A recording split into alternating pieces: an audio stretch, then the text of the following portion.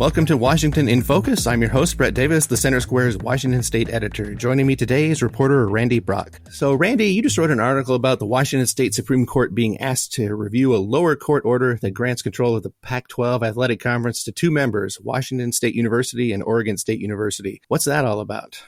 Well, basically, it's a legal fight between those two schools and the other 10 member schools, universities that plan to join other conferences later next year.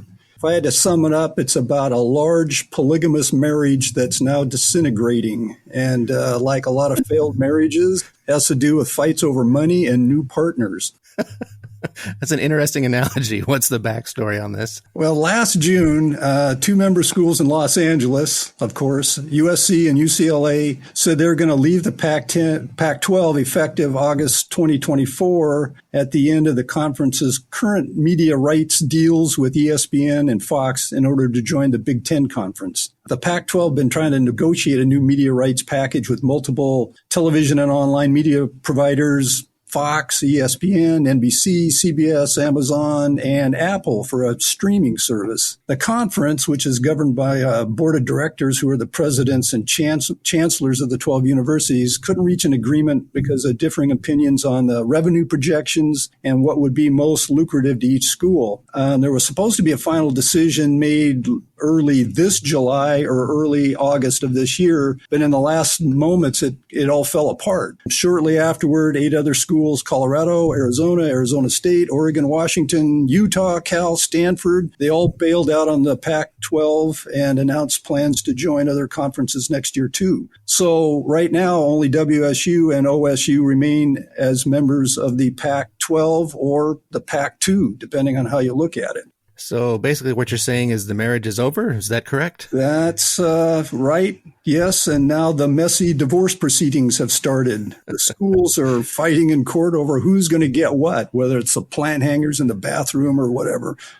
In September, WSU and OSU filed a breach of contract lawsuit against the Pac-12, contending the other member schools have forfeited their right to control operations assets worth millions of dollars after announcing their pending departures. So pending trial, a Superior Court judge in Whitman County, which happens to be where WSU's home campus is located, issued a temporary restraining order that enjoined the Pac-12 board of directors from taking any action without unanimous consent. Just a couple of weeks ago on November 14th, the same judge, Gary Libby, then issued a preliminary injunction that permits only WSU and Oregon State's representatives to be recognized as members of the conference's board of directors, and it prohibits the representatives from the 10 other schools to participate or vote in any of the board meetings. The next day, on November 15th, the University of Washington and Pac-12 filed an emergency motion that seeks a stay of this injunction, which was supposed to take effect on November 20th.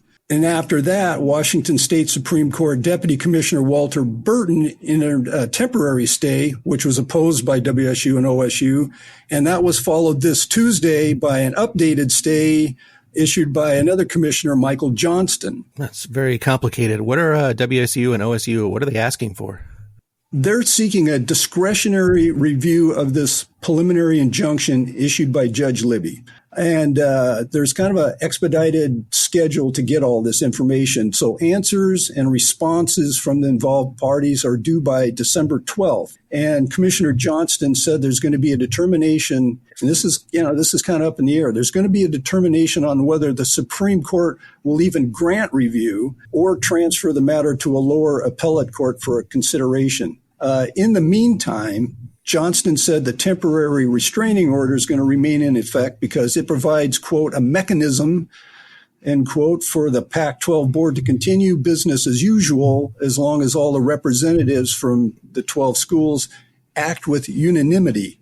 They haven't so far, so that's an interesting concept. Just say good luck with that. Yeah, good luck with that. At dispute, apparently, is a provision within the Pac-12 bylaws regarding the timing of a member school's former notice of withdrawal from the conference without invoking a penalty. WSU and OSU are saying that the schools did it before an August 1, 2024 demarcation, and by publicly announcing their departures, they forfeited their rights to have any control over the Pac-12 itself. That's an issue of contention, and right now Johnston describes it as a poorly written, ambiguous, and debatable issue. So that's kind of what the upcoming legal arguments are going to be about. I see. Well, I think I can guess, but what's at stake here in all this?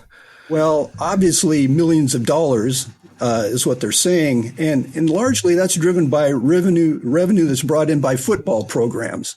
In the Pac-12, there's like 24 different sports programs between men and women, but football is king. It's the big money maker.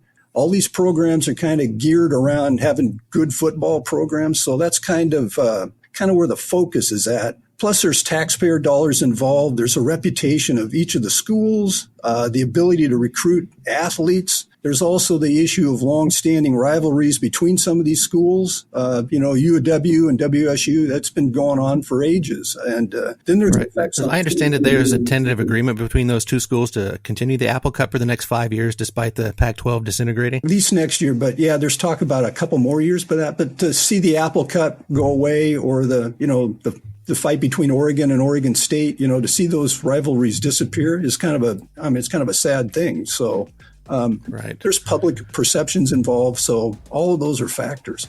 And the legal fight's just starting. So who knows how long it's going to take and how it's going to end up. Something to keep an eye on. Well, thanks for keeping us up to date, Randy. Listeners can keep up with this story and more at thecentersquare.com. For Randy Brock, this is Brett Davis. Please subscribe and thanks for listening. Are you tired of news that puts politics over people? At the nonprofit Franklin News Foundation, we believe in putting people over politics by delivering nonpartisan news and audio content that serves you, the American taxpayer. With Franklin News Foundation, you can read fact-based, state-focused news for free at thecentersquare.com. You can listen to civil, balanced conversations between policy experts through our podcast network at americastalking.com. Or you can get in-depth news on K-12 education spending, curriculum, and school safety at chalkboardnews.com. It's all free through Franklin, where we put you, the American taxpayer, first in every story, episode, and conversation. And it's only possible through our supporters. Together, we can produce content that puts people over politics and brings Americans the news they deserve. Become a supporter today at franklinnews.org/donate. Once again, that's franklinnews.org/donate.